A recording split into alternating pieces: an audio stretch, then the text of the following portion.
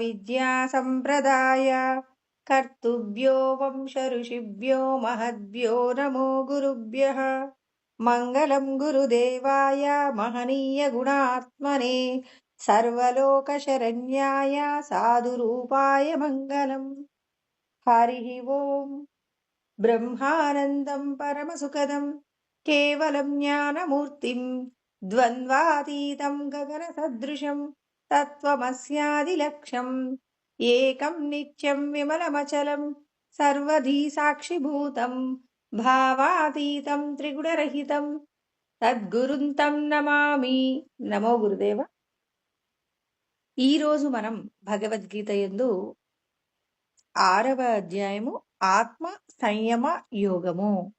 మనస్సు యొక్క నిగ్రహం లేకుండా భగవత్ సాక్షాత్కారం జరగదని పరమాత్మ మనకు 6వ అధ్యాయం నందు మనస్సు యొక్క నిగ్రహాన్ని ఎలా పొందగలము, నిగ్రహము లేని ఎడల మళ్ళీ మళ్ళీ శరీరాలను తీసుకొని జన్మ పరంపరలోకి వెళ్ళవలసి ఉంటుంది, ఈ సంసారమనే సాగరంలో నుంచి ఎవరైతే బయటపడాలనుకుంటున్నారో వారందరికీ కూడా పరమాత్మ తెలియజేస్తూ ఉన్నారు, మీ మనస్సు నిగ్రహాన్ని కలిగి ఉంటా. అంటే నిగ్రహం అంటే నేను దేహ సంబంధమైన విషయాలలో ఈ వస్తువు అంటే నాకు ఇష్టం, ఈ వస్తువు అంటే ఇష్టం లేదని రాగద్వేషాలతో పరిగెడుతున్నంత కాలము కూడా మన మనస్సుకు చపలత్వం ఉన్నట్టు. మన యొక్క మనస్సు యొక్క చపలత్వాన్ని పోగొట్టి దీన్ని మనం భగవంతుడి వైపు నడిపించాలి అంటే ఇక్కడ ఈశ్వరుడు చెప్పే సాధనను జాగ్రత్తగా అలవాటు చేసుకొని ఎవరైతే ఆచరిస్తారో వారికి నిగ్రహం అనేది దొరుకుతుంది. అంటే ఒక పిల్లవాడు బాగా చదవాలి అంటే వాడి యొక్క వ్యాపకాలన్నీ కూడా చదువు మీదనే లగ్నం కావాలి. వేరు వేరు విషయాల మీద మనస్సును లగ్నం చేసినప్పుడు చదువు సరిగా జరగదు. అదే విధంగా ఈ దేహ సంబంధమైన విషయాలలో నాకు ఈ పదార్థం తినాలనుంది, వీళ్ళతో కలిసి ఉండాలని ఉంది అని దేహ సంబంధమైన విషయాలలో పరిగెడుతున్నంత కాలము కూడా మనము ఆధ్యాత్మికమైనటువంటి మన యొక్క స్వస్వరూపమైన సచ్చిదానందం మీద మన మనస్సును లగ్నం చెయ్యలేకపోతే మనం ముక్తి పొందలేమంట. అంటే దేహ సంబంధమైన విషయాల మీద పరిగెడుతున్నంత కాలం భగవంతుడి మీద మనస్సు లగ్నం చెయ్యలేమన్నమాట. ఈశ్వరుడి మీద మనస్సు లగ్నం చెయ్యాలి అంటే నీవెవరో నీకు తెలియాలి. నేను ఈ శరీరము స్త్రీ శరీరం అయితే స్త్రీ శరీరము, పురుష శరీరం అయితే పురుష శరీరం, నేను ఫలానా అంటూ జీవిస్తున్నంత కాలం ఆయా శరీరాలకు సంబంధించి బంధింపబడతామన్నమాట. నేను ఈ శరీరంలో ఉన్న జీవాత్మనే కానీ ఈ దేహం కాదు అని దేహ సంబంధమైన విషయాలను మనం ఏం చేయాలి అంటే సాక్షిగా వీటికి సంబంధించిన బాధ్యతలు నిర్వర్తించాలి. అంటే ఇది చెప్పుకున్నంత సులభంగా దీన్ని సాధించగలమా అంటే భగవంతుడు అంటున్నారు, సాధనమున పనులు సమకూరు ధరలోన అంటున్నారు. మీరు సాధన చెయ్యండి. వేటి ద్వారా సాధన చేయాలి? మన ఇంద్రియముల చేత మనం ఏం చేయాలి? సాధన ప్రారంభించాలి. మన ఇంద్రియాలు ఏ విషయాలను కోరుకుంటున్నాయి? నశించిపోయే విషయాల కోసం పరిగెడుతున్నాయా? ఎంత అనుభవించినా తరిగిపోని ఆనందం వైపు మన ఇంద్రియాలు పరిగెడుతున్నాయా? ఎవరికి వాళ్ళు పరిశీలన చేస్తారు.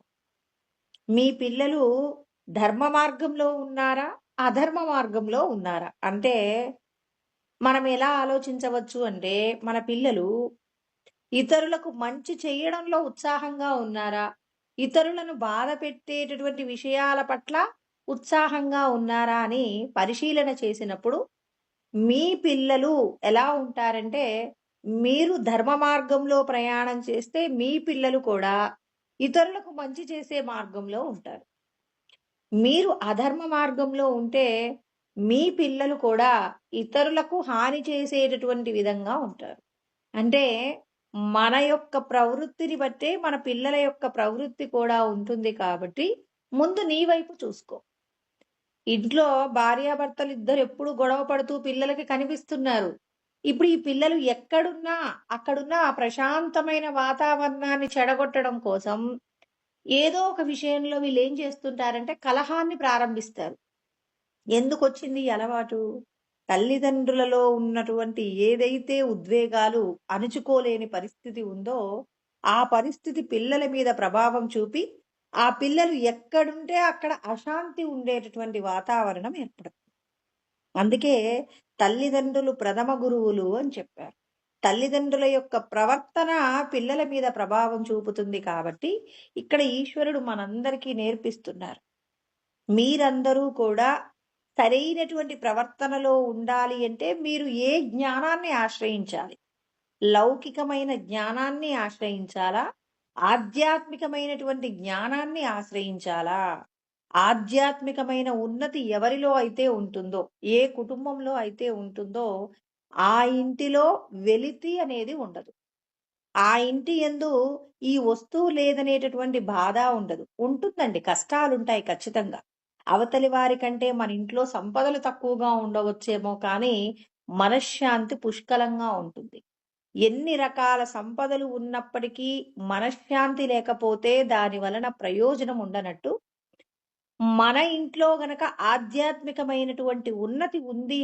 నిరంతరం ఉదయం లేవగానే భగవత్ సంబంధమైన సాధనతో పూజ, తర్వాత దానికి సంబంధించినటువంటి ధ్యానము, తర్వాత దానికి సంబంధించిన జపము, ఇలాంటి విషయాలతో మన రోజును ప్రారంభిస్తున్నప్పుడు, మనకు తెలియకుండానే మన మనసులో ఉన్నటువంటి ఎన్నో రకాల కోరికలు అణిగిపోతాయి. ఇది ఉంటే నేను సంతోషంగా ఉండగలను అనే స్థితి నుంచి, ఏది లేకపోయినా భగవంతుడు నాకు ఏం కావాలో ఆయనిస్తాడు. నాకెందుకు నేనెందుకు కోరుకోవాలి? ఈశ్వరుడు నాకేది ఎప్పుడు అవసరమో అది ఇస్తాడని చంటి బిడ్డడు తల్లిదండ్రులు ఇచ్చే వస్తువులతో ఎంత తృప్తిగా ఉంటాడో. చూడండి, ఒక పేద వ్యక్తి పిల్లలు వాళ్ళ తల్లిదండ్రులు ప్రేమగా ఏదిచ్చినా పరమ తృప్తితో అనుభవిస్తారు. ఒక ధనవంతులైన పిల్లలు వాళ్ళ పిల్లలకు ఏమిస్తే అది దానితో తృప్తిగా ఉంటారు. అంటే ఇక్కడ పిల్లలకి తల్లిదండ్రులు వాళ్ళ సంబంధించిన విషయాలను అందించడంలో ఎంత ప్రేమతో అందిస్తున్నారనే దాని మీదనే ఆధారపడుతుంది కానీ, ఎన్ని గొప్ప గొప్ప వస్తువులు, ఎంత మంచి ఆహారం పెడుతున్నారు, ఎంత గొప్ప గొప్ప అయిన ఆభరణాలు పెడుతున్నారు, దుస్తులను ఇస్తున్నారని చూడరండి. పిల్లలకు ఏం కావాలి? తల్లిదండ్రుల యొక్క అనురాగము, ఆప్యాయతతో పిల్లలకి కారంతో భోజనం పెట్టినా పిల్లలు పరమ సంతోషంతో వాటిని అనుభవిస్తారు. తల్లిదండ్రులు ఎంత సంపద ఉన్నప్పటికీ అశాంతితో పిల్లలకు అన్ని వస్తువులు ఇస్తున్నారనుకోండి, ఆ పిల్లలకి ఏదో వెలితి ఉంటుంది. ఏముంది ఈ ఆభరణాలలో? ఏముంది ఈ ఏసీ గదులలో? అనేటటువంటి భావన ఎందుకు కలిగింది?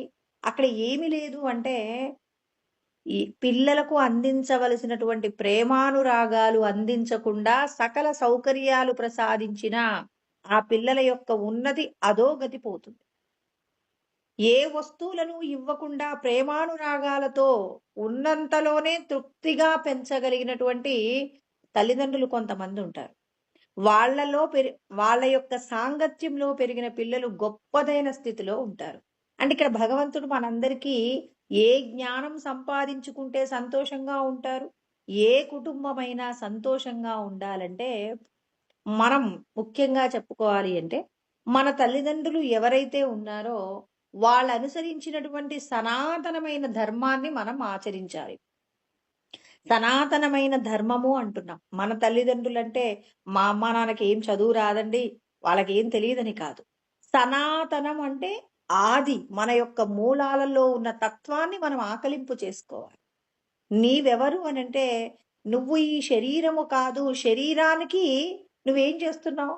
ఈ శరీరంలో నువ్వు ఉంటున్నావు. ఇది నీ ఉండేటటువంటి గృహమే కానీ ఇది నువ్వు కాదు.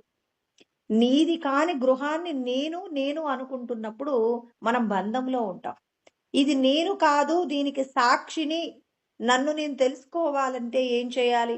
సనాతనమైన ధర్మము. సనాతనం అంటే ఏమిటి అంటే ఆది లేనటువంటి తత్వం అండి.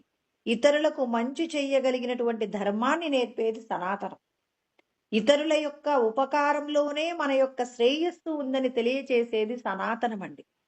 మనమందరం సంతోషంగా ఉండాలంటే ఏ విద్య నేర్చుకోవాలి? కృష్ణ పరమాత్మ చెప్తారు, విద్యలన్నింటిలో గొప్ప విద్య ఏది అంటే ఆధ్యాత్మిక విద్య అంటారు.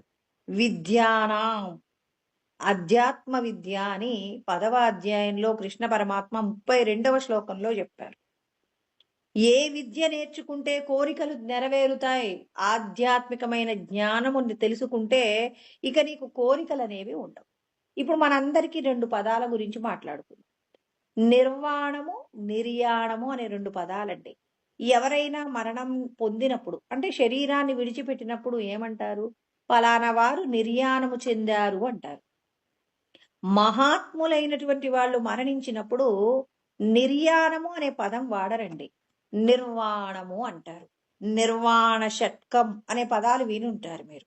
మనకు శంకరాచార్యుల వారు కూడా నిర్వాణ షట్కం అని చెప్పేసి కొన్ని శ్లోకాలను చెప్పడం జరిగింది. గౌతమ బుద్ధుడు ఎప్పుడు నిర్వాణం చెందారు అనేటటువంటి విషయాన్ని కూడా అనేక మంది విని ఉంటారు. నిర్వాణము, నిర్యాణము. ఎవరైనా సామాన్యంగా మరణిస్తే నిర్యాణము, ఫలానా వాళ్ళు చనిపోయారండి. నిర్వాణము అంటే మన యొక్క మనస్సులో ఉన్నటువంటి అంటే ఇంకా శరీరాలను పొందడానికి కావలసిన సంస్కారాలు లేని స్థితిని నిర్వాణము అంటారండి. అంటే సూక్ష్మ శరీరంలో ఏ విధమైన కోరికలు లేవనమాట. రమణ మహర్షి, రామకృష్ణ పరమహంస, విద్యాప్రకాశానందగిరి స్వాముల వారు, వివేకానందుడు, శారదామాత, పరమాచార్యులు ఇలా చెప్పుకుంటూ పోతే అనేక మంది ఉన్నారు. వీళ్ళందరూ కూడా ఏమయ్యారు? నిర్వాణమును పొందారు. నిర్యాణము అంటే కేవలం శరీరం పడిపోతే నిర్యాణము. అంటే స్థూల శరీరం పడిపోతే నిర్యాణము. స్థూల శరీరంతో పాటుగా సూక్ష్మ శరీరము కూడా మరణాన్ని పొందితే అంటే ఇక కామాలు పెట్టడం అవసరం లేకుండా ఇంకా నాకు దోసకాయ పప్పు అంటే ఇష్టము అనే కోరిక నాకు లేదు. అక్కడి నుంచి ప్రారంభిస్తే నేను ఈ 5 ఇంద్రియాలతో ఏ ఏ విషయాలను అనుభవిస్తున్నానో ఆయా విషయాలలో నాకు దీని యందు తృప్తి లేదు అనే మాట ఉన్నంత వరకు కామాలు పెట్టుకుంటూ వెళ్తాం. అంటే మళ్ళీ మళ్ళీ శరీరాలు పొందాలి. ఇక శరీరాలు పొందకుండా ఉండగలిగిన స్థితి అంటే ఇక నేను ఈ శరీరాలతో పొందవలసినటువంటిది ఏమీ లేదు, నేను పొందాల్సిందంతా కూడా నా లోపటే ఉంది అని ఎవరైతే లోపట ఉన్నటువంటి ఆత్మయందు ఉన్నటువంటి అనుభూతిని పొందుతారో ఇక వాళ్లకు లేనటువంటి వస్తువు లేదు. ఉదాహరణకి ఒక పేద పిల్లవాడిగా బతుకుతున్న వాడికి చాలా రకాల కోరికలు ఉన్నాయి. ఆ పిల్లవాడికి ఎవరో ఒక పెద్ద ఆయన కనిపించి నువ్వు ధనవంతుల కొడుకువే కానీ పేద ఈ ఇంటికి సంబంధించిన పిల్లవాడివి కాదు అన్నప్పుడు ఈ పిల్లవాడు కొంత ప్రయత్నం చేసి తన కుటుంబాన్ని చేరుకునే ప్రయత్నం చేశాడు. ఎప్పుడైతే తన కుటుంబాన్ని తాను చేరుకున్నాడో ఇక తనకి ఏ విధమైనటువంటి లోటు లేకుండా పెరగడం ఎంత సాధ్యమో అది ఎంత నిజమో అదే విధంగా మనం కూడా ఈ శరీరానికి సంబంధించిన విషయాలలో కొంత దుఃఖము కొంత సుఖం ఉంటుందండి. దుఃఖము లేనటువంటి సచ్చిదానందమైనటువంటి సుఖం పొందాలంటే మన ఇంటికి మనం పోవాలి. ఇప్పుడు ఎవరైనా మరణించారనుకోండి, ఎక్కడో ఢిల్లీలో మరణించాడు, ఆయన్ని ఎక్కడ పుట్టాడు అని అడుగుతారు. పలానా ఊర్లో ఎక్కడో ఒక పల్లెటూరులో పుట్టాడు అన్నప్పుడు ఆయన యొక్క పార్థివ దేహాన్ని ఏం చేస్తారు? ఆయన పుట్టినటువంటి గ్రామము చిన్నదే అయినప్పటికీ కూడా ఆ గ్రామానికి తీసుకువెళ్ళి ఆయనకు కావలసినటువంటి చిట్ట చివరి అంత్యక్రియలు నిర్వహిస్తారు. ఎందుకు చేస్తారు? ఈ సాంప్రదాయం ఎందుకుంది అంటే ఈ శరీరానికి సంబంధించి ఇతని యొక్క పుట్టుక ఏ గ్రామమునందు జరిగిందో అతని యొక్క చిట్ట చివరి అంతిమ యాత్ర కూడా అక్కడే చేస్తారు. అంటే మనమందరము కూడా మమైవాంశో జీవలోకే జీవభూత సనాతన అంటే సనాతనమైనటువంటి బ్రహ్మమే మనందరము. కానీ మనమందరము కూడా ఏదో కేవలం ఈ శరీరానికి సంబంధించి నేను ఈ కులానికి చెందినవాడను, ఈ ఫలానా కుటుంబానికి చెందినవాడను కాదు. ఈ జీవుడు ఎక్కడి నుంచి వచ్చినవాడు అంటే సచ్చిదానంద స్వరూపమైనటువంటి భగవంతుడి యొక్క అంశ. మనమందరం ఎక్కడి నుంచి వచ్చాం? భగవంతుడి నుంచి వచ్చాం. కాబట్టి మనందరం ఎక్కడికి వెళ్ళాలి? మళ్ళీ భగవంతుడినే చేరుకోవాలి. ఇప్పుడు చూడండి, ఏ ఊరు వెళ్ళినా మళ్ళీ మన ఇంటికి మనం వస్తే హాయిగా ఉంటాం. ఎవరి ఇంట్లో ఎన్ని రకాలైనటువంటి గొప్ప గొప్ప సౌకర్యాలను అనుభవించినప్పటికీ మనమేమంటాం? అబ్బా! నా ఇంటికి నేనొచ్చానండి హాయిగా ఉంది అని మనమంటాం. అంటే సొంత ఇంటిలో ఉన్నటువంటి స్వాంతన నీవు మధ్యలో ఎన్ని రకాల విలాసాలను పొందినా నీకది తృప్తినివ్వదు. అదే విధంగా మన ఇంటి యొక్క ప్రయాణం అంటే మనం భగవంతుడి యొక్క అంశగా ఉన్న మనం ఏం చేశామంటే ఒక దేహాన్ని పొందిన తర్వాత ఆ దేహానికి సంబంధించినటువంటి విషయాలలో కొన్ని కోరికలను కలిగి ఆ కోరికల నుండి బయటపడేంత వరకు అనేక శరీరాలు పొందుతున్నాం. ఆయా శరీరాలు పొంది పొంది ఎప్పుడైతే ఇక నా వల్ల కాదు స్వామి, ఇక నేను పొందలేనండి ఈ శరీరాలలో సుఖాలేమీ లేవు. నేను ఆనందం పొందాలనుకుంటున్నాను, శాంతిని పొందాలనుకుంటున్నానన్నప్పుడు, శాంతిని పొందే మార్గంలో ఆధ్యాత్మికమైన విద్యను నేర్చుకున్నప్పుడు, మన యొక్క సమస్త కోరికలు కూడా, ఈ దేహానికి సంబంధించిన ఏ కోరిక కూడా ఎంత అనుభవించినా మళ్ళీ మళ్ళీ అనుభవించాల్సొస్తుంది. ఇక నా వల్ల కాదని ఎవరైతే తన యొక్క శాంతి స్థానమైనటువంటి, సుఖస్థానమైనటువంటి ఆత్మ సుఖమును కోరుకుంటారో, పరమ శాంతిని కోరుకుంటారో, వారికి భగవంతుడు ఆధ్యాత్మికమైన జ్ఞానాన్ని అందించినప్పుడు, తనతో తాను రమించేటటువంటి ఆత్మ సుఖాన్ని పొందడానికి కావలసినటువంటి జ్ఞానాన్ని ఈశ్వరుడు మనకు అందిస్తారనమాట. అలా అందించినప్పుడు మనం ఏం చేస్తాము? భగవంతుడిని చేరుకోవడం కోసం దేహ సంబంధమైన విషయాలు త్యాగం చేస్తాం. ఒక పిల్లవాడు ఉన్నతమైన ర్యాంకును పొందాలంటే వాడికి సంబంధించి వాడి పరిధిలో ఆటలాడడం మానేస్తాడు. స్నేహితులతో కలిసి పార్టీలు చేయడం మానేస్తాడు. సినిమాలు చూడడం మానేస్తాడు. బంధువులింటికి వెళ్ళడం మానేస్తాడు. ఇవన్నీ నేను ఒక ర్యాంకు పొందిన తర్వాతనే ఇవన్నీ మళ్ళీ నేను సాధిస్తాననుకుంటాడే కానీ మరి తన యొక్క లక్ష్యం కోసం త్యాగాలు చేస్తున్నాడండి. అంటే మనం కూడా ఏం చేయాలి? మన లక్ష్యం ఏంటి? భగవంతుడిని మన ఇంటికి మనం వెళ్ళడం మన లక్ష్యం అండి. మన ఇంటికి మనం వెళ్ళడానికి ఏం చేయాలి? దేహ సంబంధమైనటువంటి విషయాలలో నాకీ వస్తువంటే ఇష్టమనేటటువంటి భావనను విడిచిపెట్టండి చాలు. ఈశ్వరుడు మీకు ఏదిస్తే దానితో సుఖంగా ఉండండి. యదృచ్ఛా లాభ సంతుష్ట అని పరమాత్మ చెప్తున్నారు. ఉన్న దానితో తృప్తిగా ఉండండి. సంతుష్ట సతతం, నిరంతరం సంతోషంగా ఉండండి. ఏ పరిస్థితి ఉందో, దుఃఖమున్నా సుఖమున్నా ఆ పరిస్థితిని మీరు ఏం చేస్తారు? ఒక సినిమాలో నటన చేస్తున్నటువంటి నటీనటులందరూ కూడా మరి అక్కడ కష్టమున్నా ఆ కష్టంలో ఏడుస్తారు. ఇప్పుడు కష్టం అంటే వాళ్ళ యొక్క నటనలో ఎంత కష్టం ఉంటుందండి. అదే విధంగా వాళ్ళు మేకప్ వేసుకోవడంలో కానీ మరి ఎందుకు ఎంతో క్లేశాన్ని అనుభవిస్తారు. ఎందుకు? వాళ్ళకొక నటనకు సంబంధించి కొంత సంపద వస్తుంది, కొంత పేరు వస్తుంది. అందుకోసం అని చెప్పి వాళ్ళకి ఎంత దుఃఖమున్నా ఏం చేస్తున్నారు? ఆ దుఃఖాన్నంతా కూడా ఆ వచ్చే సంపద కోసం, పేరు ప్రతిష్టల కోసం వాళ్ళ కష్టాన్ని ఓర్చుకుంటున్నారు. మనం కూడా మన ఇంటికి మనం వెళ్ళాలంటే ఏం చేయాలి? మనం కూడా అక్కడ నటీనటులు వాళ్లకు సినిమాలో నటించడంలో కానివ్వండి, వాళ్ళు మేకప్ వేసుకోవడంలో కానివ్వండి, అక్కడున్న పరిస్థితులను తట్టుకోవడంలో కానివ్వండి, వచ్చిన ప్రతి పరిస్థితిని వాళ్ళు ఎలాగైతే సంతోషంగా స్వీకరిస్తున్నారో, మనం కూడా ఈ దేహానికి సంబంధించి మనల్ని ఇబ్బంది పెట్టే వాళ్ళుంటారు. మన మాటల చేత కొంతమంది స్వాంతన పొందే వాళ్ళుంటారు. కొంతమంది దుఃఖాన్ని పొందే వాళ్ళుంటారు. రకరకాలైనటువంటి విషయాలు మనం పూర్వజన్మలలో ఎవరెవరికైతే అపకారం చేశామో వాళ్ళందరూ మన మీద ఏం చేస్తారు? పగా ప్రతీకారాలు తీర్చుకోవడానికి పరమేశ్వరుడు పర్మిషన్ ఇస్తాడు. మనం వేరు వేరు శరీరాలతో ఎవరెవరికైతే ఉపకారం చేశామో వాళ్ళందరూ కూడా ఈ జన్మలో మనకి మంచి చేసే ప్రయత్నంగా మనం వద్దన్నా వెంటపడి తిరుగుతుంటారు. అంటే మనల్ని బాధ పెట్టేవాళ్ళు మన వెంట తిరుగుతుంటారు. మనల్ని సంతోష పెట్టే వాళ్ళు కూడా మన వెంట తిరుగుతారు. ఎందుకు? మనం పూర్వజన్మలలో చేసినటువంటి కర్మానుభవములన్నీ కూడా ఈ జన్మలో మనం కావాలన్నా మనం వద్దన్నా అవి ఖచ్చితంగా మన మాట వినవు. నీ ఇష్టము లేకుండానే అవి నీ వెంట పరిగెడతాయి కాబట్టి నీకు రావలసిన సుఖము నిన్ను బాధ పెట్టవలసిన దుఃఖమో 2 కూడా నీ ప్రమేయం లేకుండా జరుగుతాయి కాబట్టి, వచ్చినటువంటి విషయాన్ని నువ్వు ఏం చేయాలి? పరమ సంతోషంతో స్వీకరించు. నేనిది ఖచ్చితంగా అనుభవించి తీరవలసినటువంటి కర్మ అని మీరందరూ ఏం చేయాలి? దానిని స్వీకరించినప్పుడు నటులు ఎలాగైతే స్వీకరిస్తున్నారో, మనం కూడా లోపటున్న సచ్చిదానందాన్ని సంతోషపెట్టడం కోసం మనమేం చేయాలి?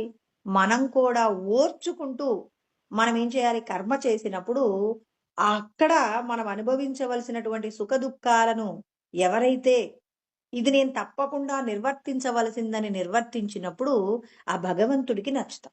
ఇప్పుడు మనం భగవంతుడికి ఎందుకు నచ్చట్లేదు? ఎందుకు నచ్చట్లేదంటే కష్టమొస్తే తిడుతున్నాం. ఎవరిని తిడతాం? భగవంతుడిని తిడతాం. మొదటిది. పోనీ భగవంతుడిని తిట్టమండి మేము చేసిన కర్మలని మాకు తెలిసింది. కానీ మనల్ని ఎవరైనా తిడితే వాళ్ళని ఏమీ అనకుండా ఓర్చుకుంటున్నామా?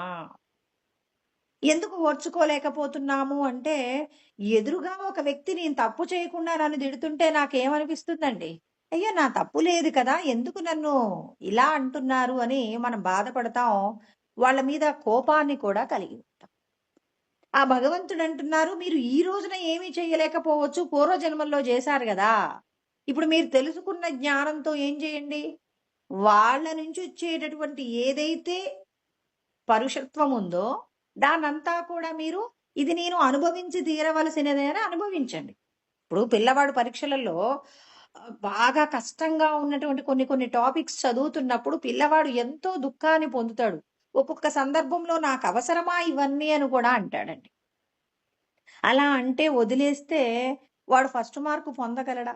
వాడు ఎంత కష్టమైనా వాటినేం జేస్తాడు? ఏదో ఒక విధంగా తన సొంతం చేసుకునే ప్రయత్నం చేస్తారు కదా! అదే విధంగా ఇక్కడ మనకు కూడా కొన్ని రోజుల పాటు సంతోషంతో జీవిస్తాం. కొద్ది రోజుల పాటు అసలు ఊపిరి మెసలనంత కష్టాలు మన ఇంట్లో ఉంటాయి. అనారోగ్యాలొస్తే చూడండి, కనీసం ఇంట్లో వండి పెట్టేవాళ్ళు కూడా ఉండరు. కొన్ని కొన్ని సందర్భాలలో మనకి వచ్చే కష్టానికి ఎవరూ సహాయం చెయ్యలేరేమో, ఇక మా జీవితాలు ఇంతేనేమో అనుకునేంత కష్టతరమైన విషయాలు మన యొక్క జీవితాలలో జరుగుతుంటాయి. అంటే పిల్లలు పరీక్ష రాస్తున్నప్పుడు కొన్ని సులభతరమైన పరీక్షలు రాస్తున్నప్పుడు సంతోషంతోనూ, మరి కొంచెం కఠినమైన ప్రశ్నలు రాస్తున్నప్పుడు కాస్త క్లేశంతో ఎలాగైతేనేం పరీక్షలో అయితే మంచి మార్కులతో పాస్ అవ్వడానికి ఏం చేస్తాడు? సులభమైన ప్రశ్నలు, కఠినమైన ప్రశ్నలు అన్నింటినీ కూడా ఏం చేస్తాడు? పేపరు పత్రం మీద రాసినట్టు మనం కూడా ఏం చేయాలి? ఈ దేహానికి సంబంధించిన విషయాలన్నీ జాగ్రత్తగా మనం ఏం చేయాలి? సంతోషంతో స్వీకరించాలి.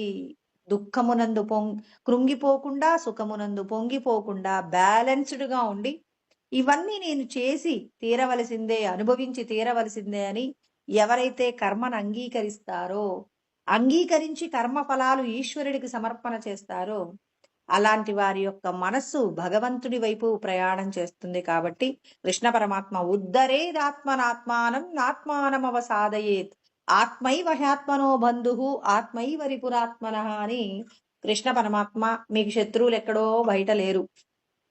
పలానా వాళ్ళు నన్నేం చేస్తారో అని మీరు బెంగ పెట్టుకోవాల్సిన అవసరం లేదు. శత్రువు అనేవాడు మీ లోపటే ఉన్నాడు. మీరొకరి గురించి తలుచుకుంటూ బాధపడ్డారనుకోండి, ఇప్పుడు ఆ ఎదురుగా ఉన్న ఆ వ్యక్తి లేకపోయినా ఆ వ్యక్తిని తలుచుకుంటూ ఏడుస్తారు. ఒక వ్యక్తి వలన నాకు మంచి జరుగుతుందని ఆ వ్యక్తి గురించి తలుచుకున్నప్పుడు, ఆ వ్యక్తి నిజంగా బయట ఎలాంటి వ్యక్తి అయినా కావచ్చు. ఈ వ్యక్తి పలానా రోజున పలానా టైంలో నాకు సహాయం చేశాడన్నప్పుడు, ఆ వ్యక్తిని తలుచుకున్నప్పుడు సుఖాన్ని పొందుతున్నాం. అంటే సుఖము, దుఃఖము అనేది మనం ఏం చేస్తున్నాం? మనస్సు ద్వారా పొందుతున్నాం. అంటే ఇప్పుడు నేను పలానా వాళ్ళ ద్వారా చాలా సంతోషంగా ఉన్నాననుకుందాం. ఏదో ఒక రోజున వాళ్ళు మంచి వాళ్ళు కాదు అని మనకు అర్థమైందనుకోండి. అప్పుడు మన మనసు క్లేశాన్ని పొందుతుందండి. ఇలాంటి వాళ్ళనా నేనింత ప్రేమగా చూసుకున్నాను వీళ్ళా అని చెప్పేసి. అంటే భగవంతుడు చెప్తున్నారు. పూర్వజన్మలలో మీరు వారికి రుణపడి ఉన్నన్ని రోజులు కూడా ఆ రుణానుబంధం ఉన్నంత వరకు అవతలి వారి యొక్క తప్పులు ఒప్పులుగానే కనపడతాయి.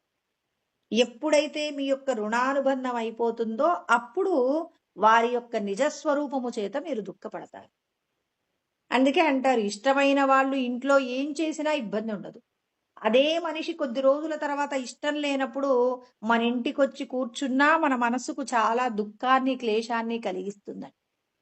అంటే రుణానుబంధం ఉన్నంత వరకు వారి మీద ప్రేమ, రుణానుబంధం తీరిన వెంటనే వారికి సంబంధించినటువంటి అనుభవంలో కొంత దుఃఖం కూడా ఉంటుంది. కాబట్టి భగవంతుడు అంటున్నారు, మీరందరూ ఈ శరీరంతో అనుభవించవలసిన కర్మయందు ఇది సుఖమని, ఇది దుఃఖమని అనుభవించకండి. ఇది నా యొక్క బాధ్యత అంటూ నిర్వర్తించినప్పుడు మీకు ఒకరి వలన మంచి, ఒకరి వలన చెడు జరగదు. ఇవాళ మంచిగా కన్న తల్లిదండ్రులే ఉంటారండి కొంతమంది. కొన్ని కొన్ని సందర్భాలలో ఎంతో శ్రేష్టంగా, గొప్పగా కనపడతారు. కొన్ని కొన్ని విషయాలలో వాళ్ళు చాలా తక్కువ స్థాయిలో అంటే వీళ్ళేంటి ఇలా ఉన్నారు? ఎందుకిలా ఆలోచిస్తున్నారు? అని చెప్పి వాళ్ళని చూసి బాధపడే రోజు కూడా వస్తుంది. ఎందుకొస్తుంది అంటే రుణానుబంధాన్ని బట్టి మాత్రమే ఈశ్వరుడు మన చేత కర్మలు చేయిస్తారు. ఇదంతా మన యొక్క రుణానుబంధమని మనం భగవంతుడి యొక్క ఇచ్ఛను నెరవేర్చడానికి గనక సిద్ధపడ్డామనుకోండి, మనకు బెంగుండదు. భగవంతుడు ఎప్పటికీ కూడా ఆధ్యాత్మిక విద్యను నేర్చుకుంటే మనకు పరమశాంతినిస్తాడండి. పరమశాంతి ఆధ్యాత్మిక విద్యలో తప్ప ఎక్కడా దొరకదు. మీరు ఎన్ని సంపదలైనా కలిగి ఉండండి, ఎంత బంధువులతో, పరివారంతోనైనా ఉండండి. మరి మీకు నచ్చినటువంటి విషయాలతో ఎన్నింటితో ఉన్నప్పటికీ కూడా ఆధ్యాత్మిక విద్యలో ఉన్నంత ఆనందం ఎక్కడా కూడా ఉండదు. ఎందుకు అంటే ప్రతి సమస్య పరిష్కారం ఎక్కడ ఉంటుంది అంటే అది నీలోపటే ఉందనే సత్యం ఈశ్వరుడు మనకు తెలియజేస్తారు. మనం చేసిన కర్మల యొక్క ఫలితం మనం అనుభవిస్తున్నాం కాబట్టి నువ్వు ఏదైతే వండుకున్నావో దాన్ని నువ్వు తినవలసిందే. అది ఆహారము కానివ్వండి, మీ పిల్లలు కానివ్వండి. మీరు కన్నటువంటి పిల్లలు కొంతమందికి కీర్తి ప్రతిష్టలు పెరిగేలాగా ప్రవర్తిస్తారు. కొంతమంది పిల్లలు తల్లిదండ్రుల యొక్క కీర్తి ప్రతిష్టలు దెబ్బతినేటటువంటి విధంగా విపరీతమైన ధోరణిలో ప్రవర్తిస్తారు. ఎందుకు అంటే మనం పూర్వజన్మలలో మన యొక్క రుణానుబంధాన్ని బట్టి కొంతమంది పిల్లల చేత చాలా గొప్ప స్థితిలోకి వెళ్ళిపోతారు. కొంతమంది పిల్లల చేతనే వాళ్ళ యొక్క వైభవం అంతా పోగొట్టుకొని అధోపాతాళానికి వెళ్ళిపోతారు. అంటే ఇదంతా మనం వండుకున్నదే. అంతే తప్ప వేరొకరు వండినది కాదు. భగవంతుడు అదే చెప్తున్నారు. మీరు ఏదైతే వండుకున్నారో దానిని మీరు అనుభవించండి. సంతోషంగా స్వీకరించండి. అంతే తప్ప నేనిది చెయ్యను అనటానికి నీకు వీల్లేదని కృష్ణ పరమాత్మ మన అందరికీ మీ యొక్క మనస్సును నిగ్రహించుకునేటటువంటి విధంగా మీరు ప్రవర్తించండి. మీ మనస్సును మీరు నిగ్రహించుకున్నారు అంటే మాత్రం అప్పుడది మీకు బంధువులాగా మీకు సహాయపడుతుంది. మీ మనస్సును మీరు నిగ్రహించుకోలేకపోతే ఏమవుతుంది? అది మిమ్మల్ని అధోపాతాళంలోకి తీసుకువెళ్తుంది. అందుకే ఉద్ధరేదాత్మనాత్మానం. మీరెవరినో ఉద్ధరించడం కోసం జ్ఞానం తెలుసుకోకండి. నేను ఇంతమందికి చెప్తున్నాను, వీళ్ళందరినీ ఉద్ధరిస్తాననేటటువంటి భావన నాకు ఉండకూడదు. నేనిది తెలుసుకుంటున్నాను, తెలుసుకున్నది ఇంకో నలుగురికి పంచుతానని ఎవరికీ కూడా గర్వం ఉండకూడదు. ఏమంటున్నాడు భగవంతుడు? ఏదైతే నువ్వు చెప్తున్నావో, ఏదైతే వింటున్నావో, ఆ విన్న దానిని దేనికోసం వాడుకోండి? మీ యొక్క మనస్సు యొక్క ఉద్ధరణ కోసం వాడుకోండి. ఒకరి కోసం విద్యను నేర్చుకోకూడదు. ఒకరి కోసం విద్యను మనం ఎప్పుడు కూడా వినియోగించకూడదు. నీ మనస్సును ఉద్ధరించుకోవడానికి కొంతమందికి చెప్పుతూ ఉద్ధరణ కోసం అవకాశం ఇస్తాడు. కొంతమందికి వింటూ ఉద్ధరణకి అవకాశం ఇస్తారు. చెప్పినంత మాత్రాన ఎవరు గొప్ప కాదు. వింటున్నంత మాత్రాన ఎవరు తక్కువ కాదు. విని కొంతమంది నిన్న మనం చెప్పుకున్న కథలో మరి అక్కడ ఉన్నటువంటి గోపికలు ఏం చేశారు? నదికి దారిని ఓం అని ఉచ్చరిస్తూ ఏం చేశారు? నదికి దారిని నదిలో నడుచుకుంటూ వెళ్ళిపోయారు. కానీ పండితుడు జ్ఞానాన్ని బోధిస్తూ ఆ నదిలో నడవటానికి సందేహించాడు. సంశయాత్మ వినశ్యతి. ఎవరికైతే సంశయాలుంటాయో వాళ్ళు నశించిపోతారు. సందేహాలు లేవు, మేము రోడ్డు దాటగలము అనుకున్నారు. నదిని కూడా రోడ్డులాగా చేసుకుని వెళ్ళిపోయారు. నదిలో నీళ్లుంటాయి కదా, నీళ్లలో ఎలా నడవగలమనే సందేహం ఉంది. అంటే చెప్పిన జ్ఞానం మీద అతనికి నమ్మకం లేదు. అతను మునిగిపోయి ఎవరు మునిగిపోతున్నారు, ఎవరు తేలుతున్నారు? చెప్పిన వాళ్ళందరూ తేలుతున్నారా? ఎవరికైతే భగవంతుడి మీద విశ్వాసము, నమ్మకం ఉంటుందో వాళ్ళ యొక్క ప్రయాణం రహదారి. అక్కడ వింటున్న వాళ్ళైనా, చెప్పుకుంటున్నటువంటి వాళ్ళే. అందుకే కృష్ణ పరమాత్మ మనందరికీ కూడా బోధ చేస్తున్నారు. మీ యొక్క మనస్సును ఉద్ధరించుకోండి. మీ యొక్క మనస్సు యందు దేహ సంబంధమైన విషయాలోచన కాకుండా, నేను ఆత్మస్వరూపమనేటటువంటి విషయాలోచనను పెట్టండి. ఈ దేహ సంబంధమైన విషయాలలో సుఖముంటుంది, దుఃఖముంటుంది. ఇది ఖచ్చితంగా అనుభవించి తీరాలి. దీని గురించిన బెంగ మీకొద్దు. మీరందరూ ఇక్కడ ఏం చేయాలి? దేహ సంబంధమైన విషయాలకు సంబంధించినటువంటి కర్మ చేస్తూ, భగవంతుణ్ణి పొందేటటువంటి ప్రయత్నంలో, భగవంతుడు మీకు ఇచ్చినటువంటి ఈ దేహము, ఈ దేహానికి సంబంధించిన సంపదలు, ఏదైతే జ్ఞానముందో, దానితో 10 మందికి మేలు కలిగిస్తూ, ఆ 10 మందికి చేసిన మేలు యొక్క ఫలితాన్ని కోరకుండా, ఈశ్వరుడికి కర్మ సమర్పణ చేసి, ఎవరైతే కర్మ చేస్తారో వారు భగవంతుడి పాదాల దగ్గరికి చేరుకుంటారు. అందుకే ఇక్కడ మనము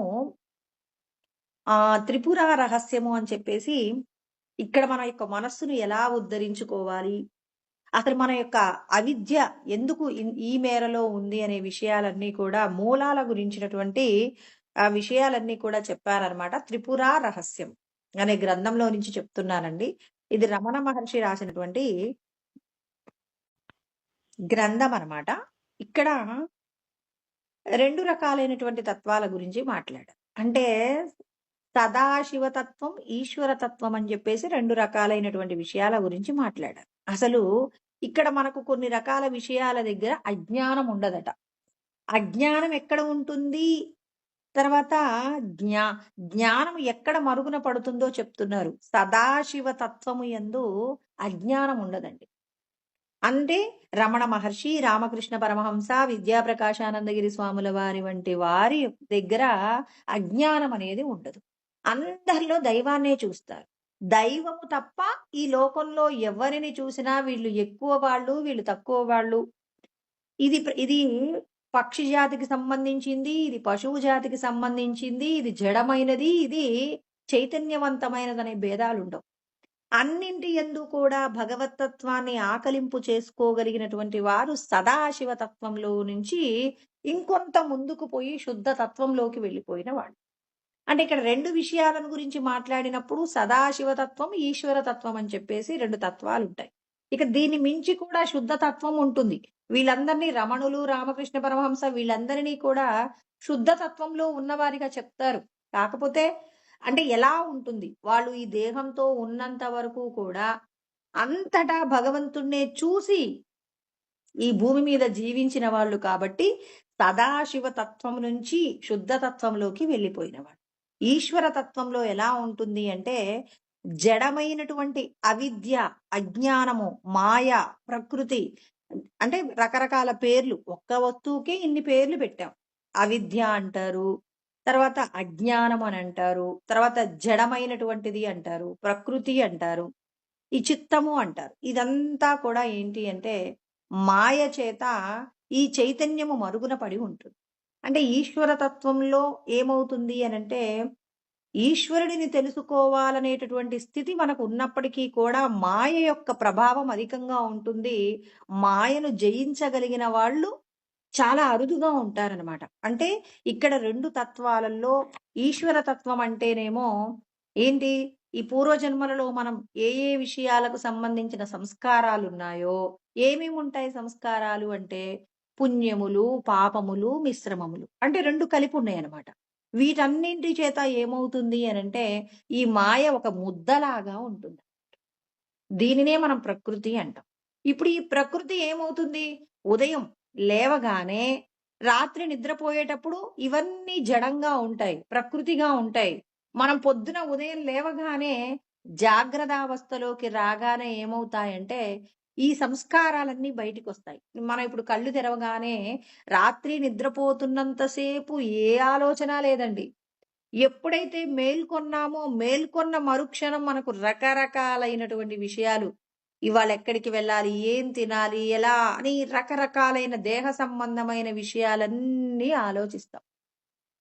అంటే పూర్వజన్మ యొక్క సంస్కారాలు, ఈ జన్మ ప్రయత్నాలు అన్నీ కలబోసి మన యొక్క శక్తిని రకరకాల విషయాల వైపు పంచుతాం. ఏం తినాలి, ఎక్కడికి వెళ్ళాలి అనే దగ్గర నుంచి ప్రారంభిస్తే ఆ రోజు మనం చేయవలసిన ప్రతి కార్యాన్ని ఒకసారి గుర్తు చేసుకుంటాం. అవ్యక్తాద్వ్యక్తయ సర్వాహ ప్రభవంత్యః రాగమే అని కృష్ణ పరమాత్మ మనకు 8వ అధ్యాయంలో మనకి 18వ శ్లోకంలో మాట్లాడు. అవ్యక్తము అంటే ఇక్కడ భగవంతుడి నుంచి సృష్టి వచ్చింది.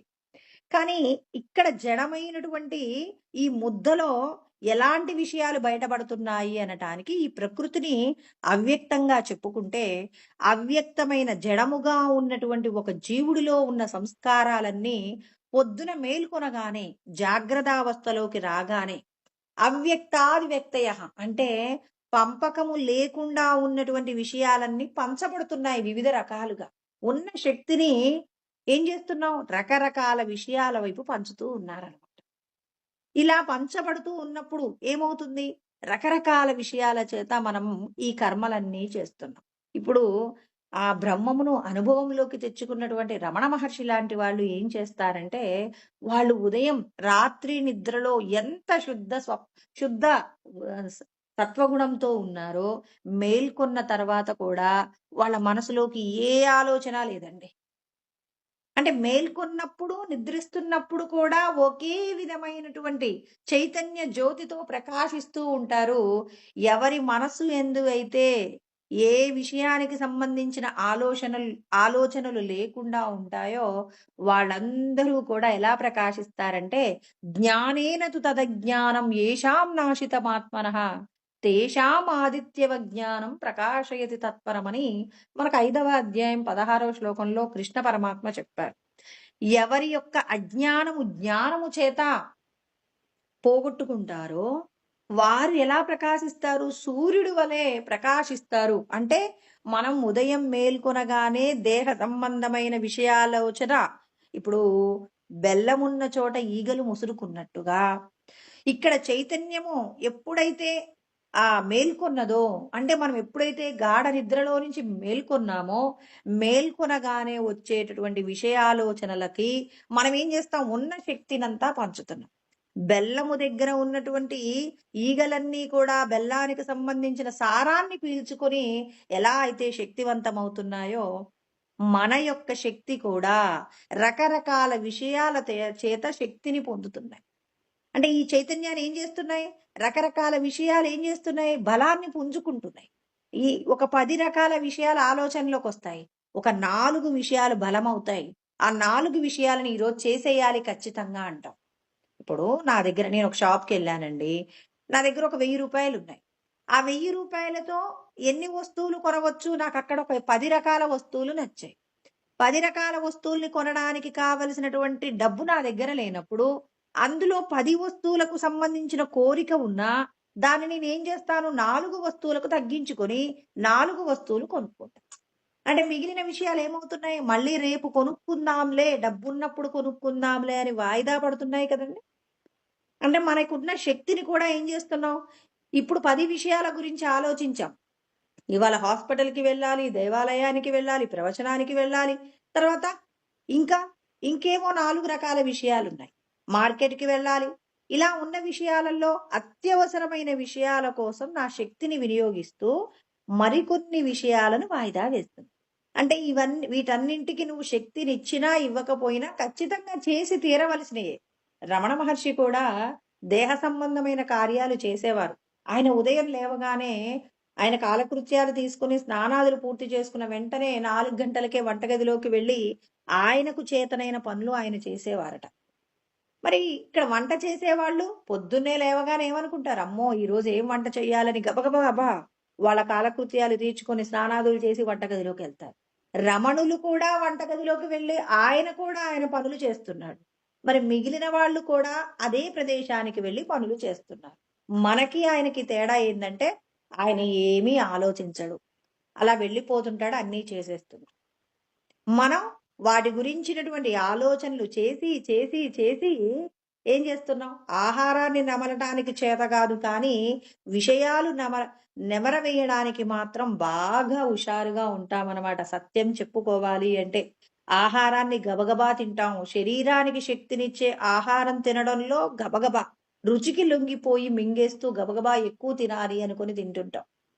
కానీ విషయాలను మాత్రం ఏం చేస్తాం? ఇది పనికొస్తుంది, ఇది పనికిరాదనేటటువంటి ఆలోచన లేకుండా కనిపించిన ప్రతి ఆలోచన, ఇంద్రియాల ద్వారా పొందిన ప్రతి ఆలోచనను కూడా మనసేం చేస్తుంది? ప్రతి క్షణం నెమరవేస్తూనే ఉంటుంది.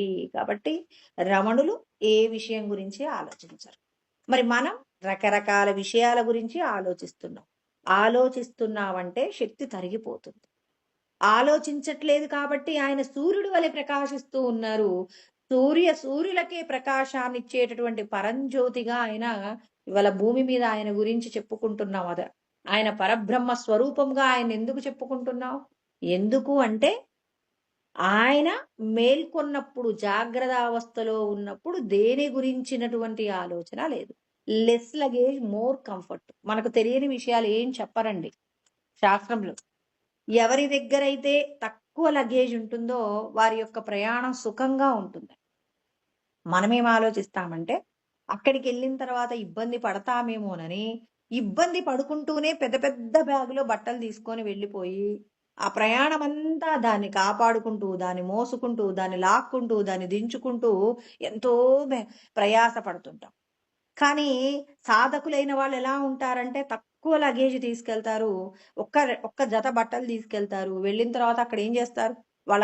వాళ్ళ యొక్క స్నానాదులు పూర్తి చేసుకొని ఆ వేసుకున్న వస్త్రాన్ని మళ్ళీ పిండి ఆరబెట్టుకుంటారు.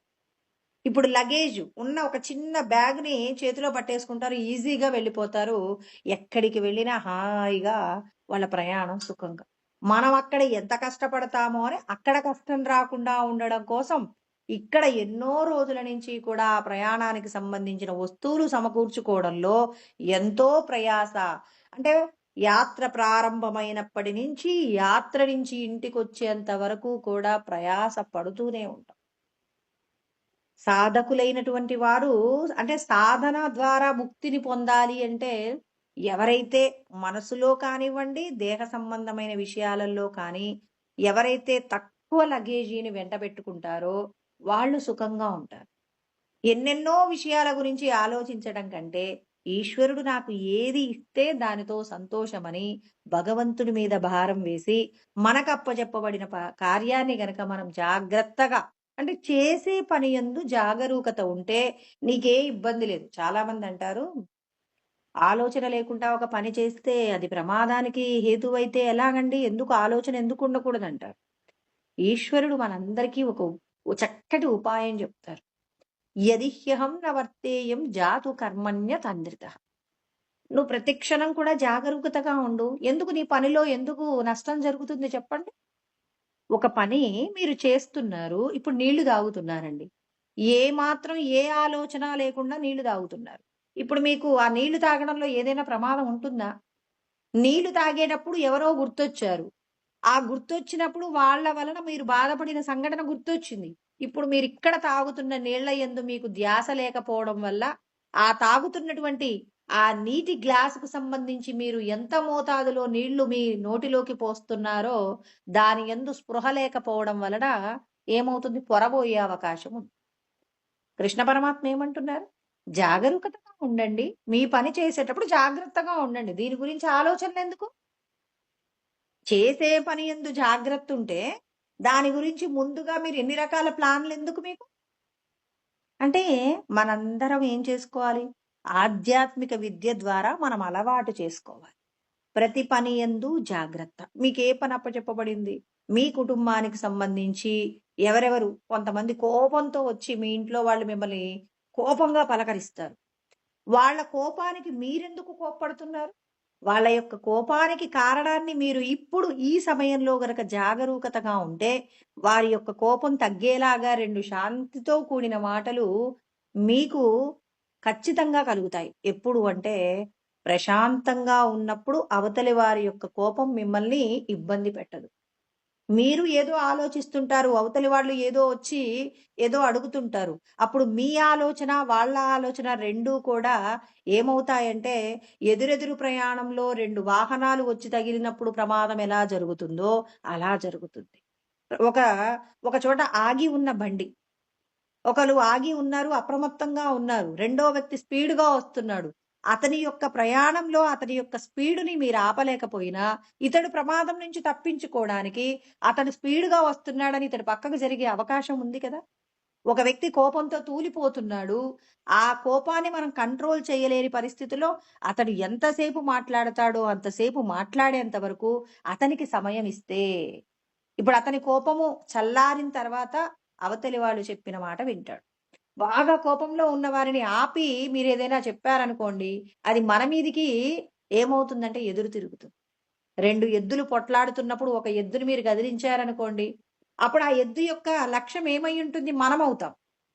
అంతే తప్ప ఆ ఎద్దు మీదున్న కోపం మర్చిపోతుందండి. ఇప్పుడది మన వెంట పడుతుంది.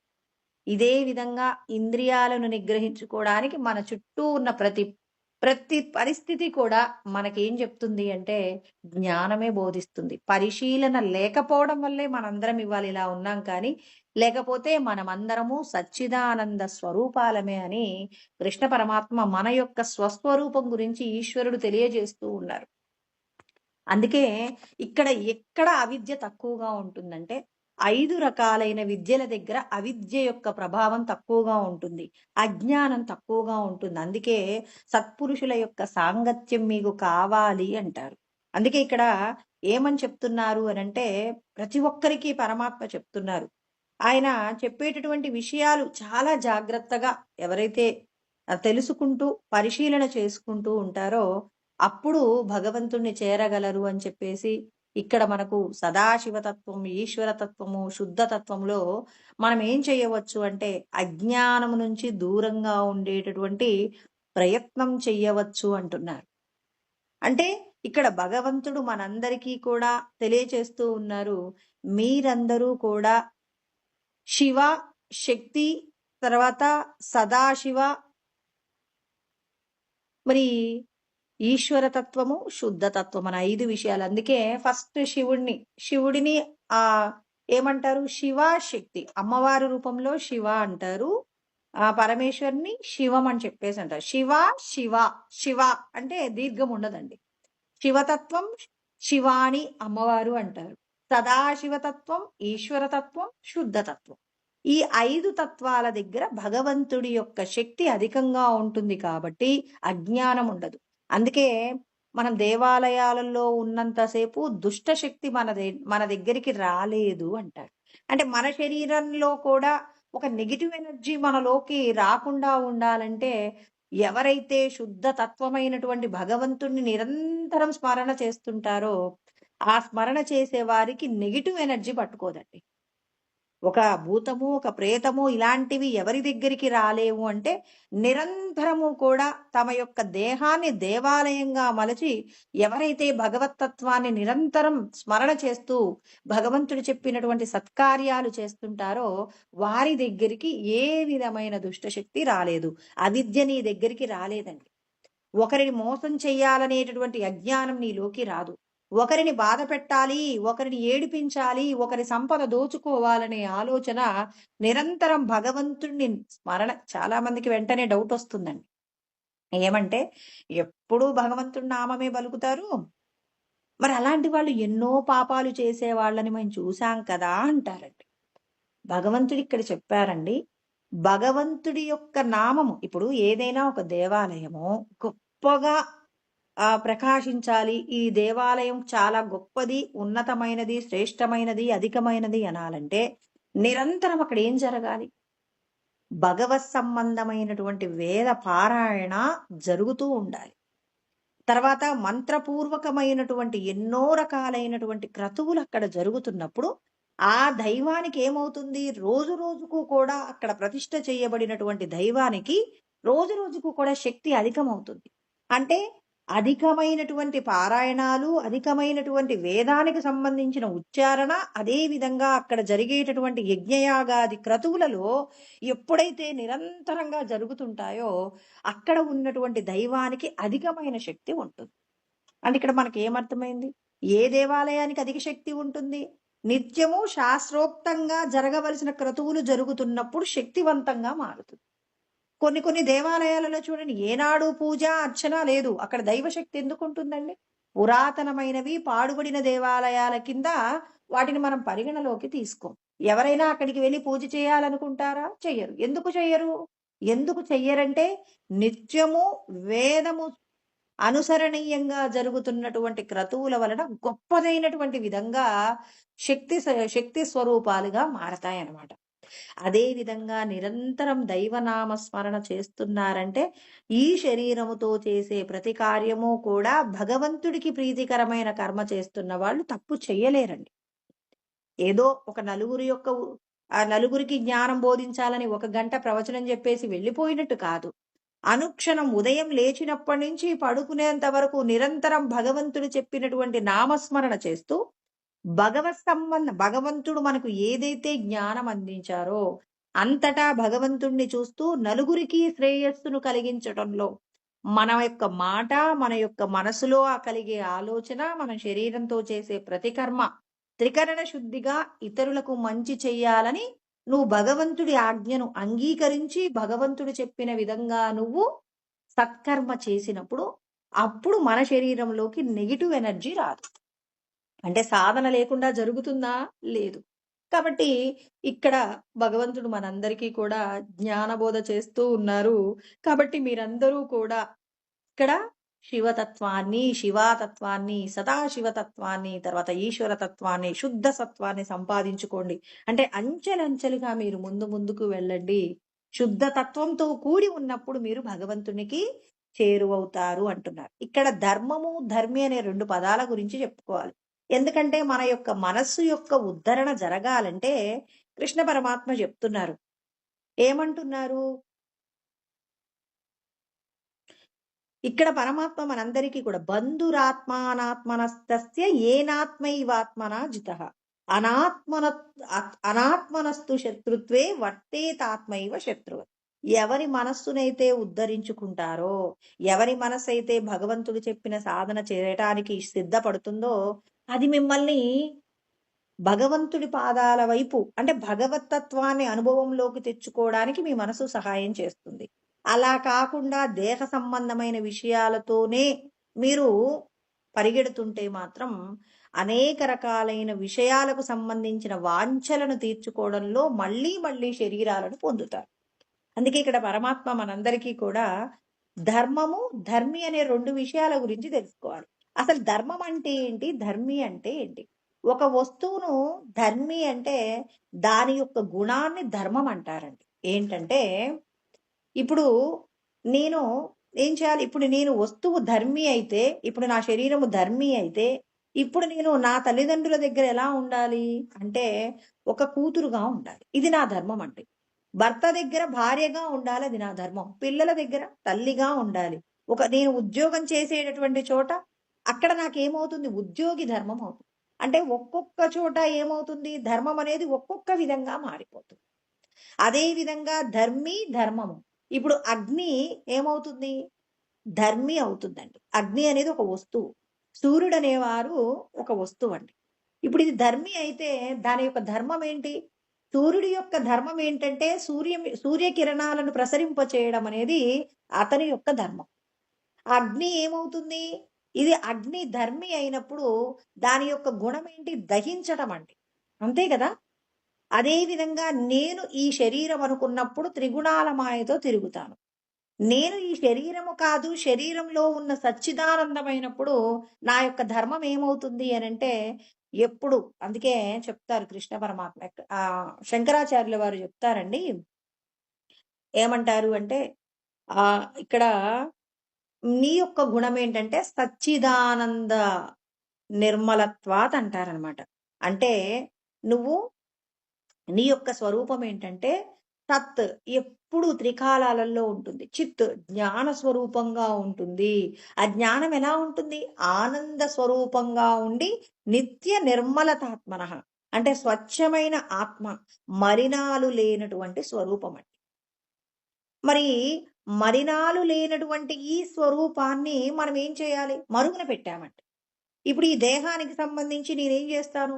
నా కుటుంబానికి ప్రమాదం జరుగుతున్నప్పుడు అంటే నా కుటుంబానికి హాని జరుగుతున్నప్పుడు నేనేం చేస్తాను? నా కుటుంబం గురించి ఆలోచిస్తాను. అది నా రజోగుణం.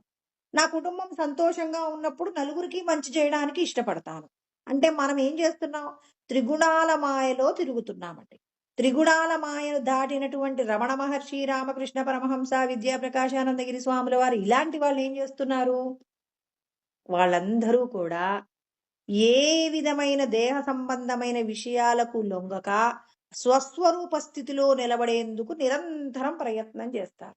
అంటే అందరికీ మంచి చేయడము తప్ప, వాళ్లకు కష్టం వచ్చినా ఇతరులకు మంచి చేయడం కోసమే ఒక కొవ్వొత్తి మాదిరిగా ఏం చేస్తుంటారు, వారు కరిగిపోతూ వాళ్ళ యొక్క ఆయు ప్రమాణాన్ని, జ్యోతి ఎలా అయితే, ఒక కొవ్వొత్తి ఎలా అయితే గదిలో ప్రకాశాన్ని నింపుతూ తనను తాను మరి హరించుకుంటుందో, అదే విధంగా మరి భగవదనుభూతి పొందినటువంటి సచ్చిదానంద స్వరూపాలు కూడా లోకానికి మేలు చేస్తూ, లోకానికి కావలసిన జ్ఞానాన్ని అందిస్తూ వాళ్ళు ఏం చేస్తారు, వాళ్ళు దేహత్యాగం చేస్తారండి. అంటే ఇక్కడ చెప్తున్నారు, ధర్మం ఏంటి? నీ యొక్క ధర్మము. నేను ఇతరులకు ఉపకారము చేయడము నా ధర్మం అని ఎప్పుడు తెలుస్తుందంటే, నేను జడమైన దేహము కాదు అనే భావనను నేను అభివృద్ధి చేసుకున్నప్పుడు నేను నలుగురికి మేలు చేస్తాను. నేను ఈ శరీరాన్ని పలానా ఇంటికి నేను పలానా అన్నప్పుడు నేనేం చేస్తాను, బంధింపబడతాను. ఆ బంధాల చేత బంధింపబడతాం. కృష్ణ పరమాత్మ అంటారు, ఆశాపాశ శతైర్బద్ధాః కామక్రోధ పరాయణాః ఈహంతే కామభోగార్థం అన్యాయేనార్థ సంచయానని 16వ అధ్యాయంలో కృష్ణ పరమాత్మ 12వ శ్లోకంలో గొప్పగా చెప్పారు. ఆశ పాశములు నా వాళ్ళు అన్నప్పుడు వాళ్ళకి కావలసినవి ఎన్నెన్నో సౌకర్యాలు గుర్తు చేసుకున్నప్పుడు కామ క్రోధ పరాయణ కోరికలు, ఆ కోరికలు తీర్చలేకపోతే కోపం. ఇలా ఎందుకు అంటే మనం రకరకాల కోరికలు కోరుకుంటాం. అబ్బా, నా పిల్లలకి మంచి ఆభరణాలు వేయాలి, మంచి స్కూల్లో చేర్పించాలి, బాగా చూసుకోవాలి, వాళ్ళకి ఏ లోటు లేకుండా చూసుకోవాలి అనుకున్నప్పుడు తన యొక్క స్థాయిని మించి ఏం చేస్తాడంటే అన్యాయేనార్థ సంచయం, అన్యాయంగానైనా సంపాదించాలనే ప్రవృత్తి జీవుడికి ఎప్పుడు కలుగుతుందంటే భార్యా బిడ్డలకు గొప్ప గొప్ప సౌకర్యాలు అందించాలనేటటువంటి మాయ చేత ఎవరైతే కప్పబడతారో, ఆశాపాశైర్షతైర్బద్ధాః అంటే చూడండి, ఎవరైతే మాయ చేత కప్పబడ్డారో భార్యా బిడ్డల మీదున్న మమకారం, ఆ మమకారం చేత పాపపు కర్మలు చేయించే ప్రయత్నం కూడా చేస్తుందని కృష్ణ పరమాత్మ జ్ఞానబోధ చేస్తున్నాడు. అంటే నీ లోపట ఉన్నటువంటి పరబ్రహ్మమును నువ్వు ఎప్పుడు తెలుసుకోలేవు అంటే, నేను ఈ శరీరమే అనేటటువంటి భావన చేత నువ్వు కర్మ చేస్తున్నంత కాలం భగవంతుడికి నువ్వు దూరంగా ఉంటావు. నేను ఈ శరీరం లోపల ఉన్న సచ్చిదానందమైనటువంటి ఆత్మస్వరూపమే అనేటటువంటి జ్ఞానముతో ఎవరైతే నిరంతరం సాధన చేస్తుంటారో అలాంటి వారు ఏం చేస్తున్నారు, నేను ప్రత్యేగాత్మనే కానీ నేను ఈ శరీరం కాదు అన్నప్పుడు నా యొక్క ధర్మం ఏంటి, సుహృదం సర్వభూతానాం అంటే ఇతరుల దగ్గర నుంచి ఫలితం ఆశించకుండా, అవతలి వ్యక్తి మంచి వ్యక్తి చెడ్డ వ్యక్తి అనే భేదాభిప్రాయాలు లేకుండా నేను ఏదైతే అవతలి వాళ్ళకు ఇవ్వగలనో, అంటే వీళ్ళు మంచివాళ్ళు చెడ్డవాళ్ళు అన్నప్పుడు నాలో వ్యత్యాసం ఉంటుందండి. మంచి చెడులు అనేటటువంటి వ్యత్యాసం లేకుండా అందరిలో భగవంతుణ్ణే చూసినప్పుడు నేను ఇతరులకు ఏదైనా ఇచ్చేటప్పుడు కల్మషం లేకుండా ఇవ్వగలిగిన స్థితిలో నేను ఉండటం ఎప్పుడు జరుగుతుందంటే నేను ప్రత్యేగాత్మనే అనుకున్నప్పుడు సాధ్యమవుతుంది. నేను ప్రత్యేగాత్మను కాదు, ఈ దేహమే నేను అనుకున్నప్పుడు మాయలో పడిపోతాం. అందుకే ఇక్కడ మన యొక్క ధర్మము ఏమవుతుంది, నేను ఆత్మస్వరూపం అనుకున్నప్పుడు ఏమవుతుంది, చైతన్యం నా వంతు అవుతుంది. ఈ చైతన్యము లోకానికి ఎలా పంచబడుతుంది, నిష్కామంగా పంచబడుతుంది. ఫలితం కోరకుండా అవతలి వాళ్లకు మంచి జరుగుతుంది. ఎప్పుడైతే నేను జడము, నేను ఈ శరీరము అనుకుంటానో అంటే జడం అన్నమాట. ఈ జడ శక్తికి ఏముంటుంది, భేద శక్తి ఉంటుందండి. వీళ్ళు వేరు వాళ్ళు వేరు అనేటటువంటి భేద శక్తి చేత అవతలి వారికి మంచి చెయ్యాలంటే నా బంధువు అయితే చేస్తాను, అంతే. నా బంధువు కాకపోతే చెయ్యను. నేను ఎవరికి మేలు చేస్తాను, నా బంధువుకు మేలు చేస్తాను, నా స్నేహితుడికి మేలు చేస్తాను, నాకు ఉపకారం చేసిన వారికి చేస్తాను. ఇది జడమైనటువంటి శక్తి ఏమవుతుంది అనంటే చైతన్యంగా భావన చేసినప్పుడు ఆ చైతన్యము లోకాన్ని ఏం చేస్తుంది, అజ్ఞానము చేత ముంచెత్తుతుంది. కాబట్టి ఇక్కడ ధర్మం ఏమై ఉండాలి, నేను ప్రత్యేగాత్మ స్వరూపమే అనుకున్నప్పుడు నేను చైతన్య అనుకున్నప్పుడు, ధర్మి అయినప్పుడు లోకానికి మేలు చేస్తారు. రమణ మహర్షి లాంటి వాళ్ళందరూ కూడా చైతన్యమే ధర్మి అయితే వాళ్ళ వలన లోకమంతా సంతోషంగా ఉంటుంది. మనలాంటి అజ్ఞానంలో ఉన్నవాళ్ళు చైతన్యము ఈ దేహమే నేను అనుకున్నప్పుడు ఆ దేహం ఏమవుతుంది? నేను చేసే కర్మలలో దోషాలు ఉంటాయి. మరి రమణ మహర్షి లాంటి వాళ్ళు చేసే కర్మలలో దోషాలుంటాయా? నేను చేసే కర్మలో ఎందుకు దోషముంటాయి? ఎందుకు ఉంటుందంటే మరి మన మాయలో నుంచి బయటపడలేదు కాబట్టి, మాయలో నుంచి బయటపడని వాళ్ళు చేసే కర్మలలో దోషాలు ఉంటాయి. ఎలాంటి దోషాలుంటాయంటే 5 రకాల దోషాలుంటాయట. ఏమంటారు? కల, తర్వాత అవిద్య, ఇంకా రాగము, కాలము, తర్వాత నియతి అనేటటువంటి 5 విషయాల గురించి మాట్లాడారు. అంటే మన మనస్సు నిరంతరం దేని గురించి ఆలోచిస్తుందో మనం అంచనా వేసుకోవాలి. మన మనస్సును ఉద్ధరించాలంటే ఇక్కడ మనస్సు ఏమనుకుంటుంది? కర్తృత్వాన్ని తన మీద వేసుకుంటుంది. నేను చేశాను అని మనం అనుకుంటున్నాం. అలా అనుకోవడాన్ని కల అంటారండి. ఇక్కడ అవిద్య మనకేదో ఒక వస్తువు గురించి కొంచెం తెలుస్తుంది. ఇప్పుడు ఒక వ్యక్తి నాకు ఏదో కొంచెం ఉపకారం చేశారు. చేయగానే నేనేమనుకుంటాను? అబ్బా! ఈ వ్యక్తి మంచివాడండి అంటాం. ఆ వ్యక్తి యొక్క నిజ స్వరూపం తెలిసాక ఎంతో దుఃఖపడతాం. అంటే ఆ వ్యక్తి గురించి మనకు పూర్ణంగా తెలుసా? ఇప్పుడు ఒక గులాబీ పువ్వును చూశాను. అబ్బో! ఎంత బాగుందో అనుకున్నాను. దాని గురించినటువంటి విషయం తెలీదు. ఆ చెట్టుకు ముల్లులుంటాయని, ఆ పువ్వును కోసేటప్పుడు జాగ్రత్తగా కొయ్యాలని నాకు తెలీదండి. తెలియనప్పుడు నేను ఆ పుష్పాన్ని కోసేటప్పుడు నేను దాని యొక్క ముల్లును పట్టించుకోకుండా కోస్తే ఆ ముల్లు ఏమవుతుంది? నా చేతిలోకి దిగుతుంది. అంటే ఇప్పుడు కొంచెం తెలిసినప్పుడు మనం ఏం చేస్తున్నాం? ప్రమాదంలో పడుతున్నాం. అంటే అవిద్య కొంచెమే తెలుసుకుంటాం. నేను చేస్తున్నాను అనుకుంటావు. నువ్వెందుకు చేస్తావు? నీ శరీరంలోకి శక్తి ఇస్తున్న భగవంతుడి శక్తి చేత నువ్వు చేస్తావు. కానీ నేనే చేస్తున్నానని నేను అనుకుంటున్నాను. ఇది కల. కర్తృత్వం నాది అనుకోవడం కల అయితే, మరి వస్తువు గురించిన పూర్ణమైన జ్ఞానము లేకపోవడం అవిద్య. తర్వాత కోరికలు. ఈ దేహమే నేను అనుకున్నప్పుడు ఈ దేహ సంబంధమైన విషయాలలో ఎన్నో కోరికలు కోరుకుంటాం. కాబట్టి రాగమండి. రాగము చేత బంధించబడతాం. తర్వాత ఇక మనం కాలం గురించి చూసుకుంటే దినములు, మాసములు, సంవత్సరములని మరి మనం ఏం చేస్తున్నాం? కాలాన్ని లెక్కించడంలో మనకు పరిపూర్ణమైన జ్ఞానం ఉందా? లేనే లేదు. ఇప్పుడు ఈ నాలుగింటికి లోబడేది ఏమిటి అంటే నియతి. అంటే మనకు ఈ శరీరానికి సంబంధించి ఉన్నటువంటి అజ్ఞానము ఏదైతే ఉందో, ఈ అజ్ఞానమంతా మనల్ని ఏం చేస్తుందంటే, దేహబంధముల చేత కట్టివేయబడుతుంది. అంటే ఇక్కడ ధర్మి అంటే ఈ దేహ సంబంధమైనటువంటి జడమైన శక్తి చైతన్యంగా మారినప్పుడు అంటే అవిద్య చేత నేను ఏదైనా చెయ్యగలననుకొని చేసినప్పుడు ఎన్నో నష్టాలండి.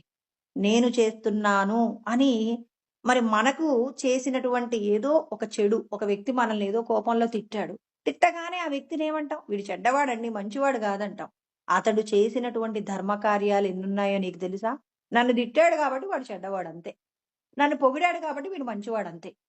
కానీ వారి యొక్క నిజ స్వరూపాలు తెలిసినప్పుడు సిగ్గుపడతాం.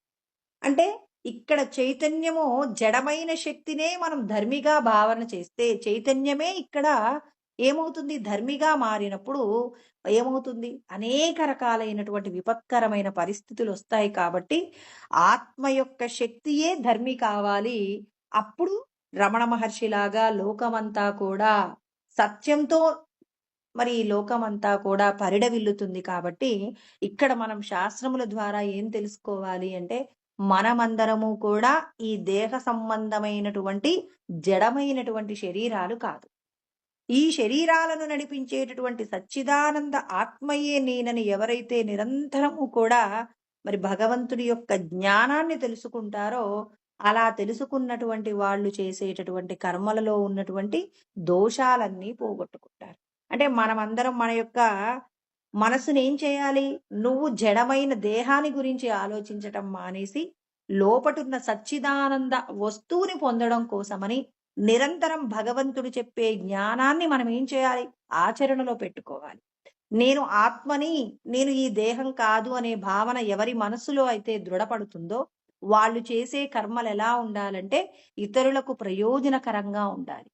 తన కుటుంబానికి, తనకి నష్టమొచ్చినా, తన శరీరానికి సంబంధించి ఎంత దుఃఖమొచ్చినా, దాన్ని విడిచిపెట్టి లోకోపకార నిమిత్తంగా ఎవరైతే ఉపకారం చేస్తున్నారో వారందరూ కూడా మరి భగవత్ స్వరూపాలుగా గుర్తించబడతారు. శంకరాచార్యుల వారిని ఒక వ్యక్తి వచ్చి శ్రీశైలంలోనండి కాపాలికుడు అంటాడు, "నాకు మీ దేహం కావాలండి, మీ శిరస్సు కావాలి" అంటారు. అంటే, "ఇప్పుడు నువ్వు తీసుకోలేవు నాయనా, తెల్లవారుజామున నా శిష్యులందరూ కూడా మరి సంధ్యావందనం కోసమని నదికి వెళ్తారు. అప్పుడు నువ్వొచ్చి నా యొక్క దేహానికి నేను ధ్యానంలో ఉంటాను. అప్పుడొచ్చేసి నా శిరస్సు తీసుకొని వెళ్ళు" అని చెప్పి మరి ఒక మంత్ర విద్యను తన వశం చేసుకోవడానికి ఒక బ్రహ్మజ్ఞానం కలిగినటువంటి మరి ఒక ఆచార్యుడి యొక్క శిరస్సు కావాలని మరి బ్రహ్మజ్ఞానంతో రమించేటటువంటి వారు ఎలా ఉంటారంటే, ఇతరులకు నా దేహం ఉపయోగపడుతుందా? సరే తీసుకోండి అంటారు. అలా తీసుకోమన్నప్పుడు కాపాలికుడు పొద్దున్నే వచ్చి ఆయన శిరస్సుని ఖండించుకునే ప్రయత్నం చేస్తాడనమాట. అంటే వీళ్ళకు దేహం సంబంధమైనటువంటి విషయాలలో ఏమాత్రం ప్రీతి ఉండదు. వాళ్ళ శిష్యులకు వాళ్ళ గురువుగారి శరీరం అవసరము కాబట్టి మరి పద్మపాదుల వారికి అర్థమవుతుంది. మరి మా గురువుగారికి ఏదో ప్రమాదం జరగబోతుంది అని చెప్పి ఆయన నరసింహస్వామికి సంబంధించిన స్మరణ చేసి ఉన్నారనమాట. ఆ స్మరణ చేత నరసింహస్వామిని మనసులో తలుచుకొని మా గురువుగారిని కాపాడండి అని ఆయన వేడుకోవడంతో అప్పుడు నరసింహస్వామి రూపంలో వచ్చి ఆ కాపాలికుణ్ణి సంహరిస్తాడనమాట. అంటే చూడండి, బ్రహ్మజ్ఞానముతో రమించేటటువంటి వారు పరులకు ఉపకారం చేయడం కోసమే వాళ్ళ శరీరాలు త్యాగం చేస్తారు. కానీ స్వార్థంతో కూడిన ఆలోచనలు దేహానికి సంబంధించి ఉండవు. దేహాభిమానమే లేకపోతే ఇక కుటుంబం ఎక్కడుంటుందండి? కాబట్టి భగవంతుణ్ణి మనం తెలుసుకోవాలి అంటే ఈ శరీరంలో నేనున్నాను అనే భావన దృఢమైతే పరోపకార నిమిత్తంగానే ఈ దేహం నడవాలి తప్ప మరి స్వార్థంతో నేను మాత్రమే బాగుండాలి అంటే అది నువ్వు దేహధర్మంతో జీవిస్తున్నావు. ప్రత్యేగాత్మ స్వరూపంగా నువ్వు జీవించట్లేదని మరి అందరికీ కూడా అర్థం అయ్యేలాగా ఈశ్వరుడు మనకు జ్ఞానబోధ చేస్తూ ఉన్నారండి. ఇంకా రేపు మనము ఈ ఉద్ధరించబడినటువంటి మనస్సు చేత మనం సాధించగలిగినటువంటి విషయాల గురించి తర్వాత శ్లోకంలో చెప్తున్నారు. ఓం సహనావవతు సహనౌ భునక్తు సహ వీర్యం కరవావహై తేజస్వినావధీతమస్తు మా విద్విషావహై. ఓం శాంతి శాంతి శాంతి. ఓం. ఇలాంటి మరిన్ని ఆధ్యాత్మిక ప్రవచనాల కోసం మా ఛానల్ని సబ్స్క్రైబ్ చేసుకోండి.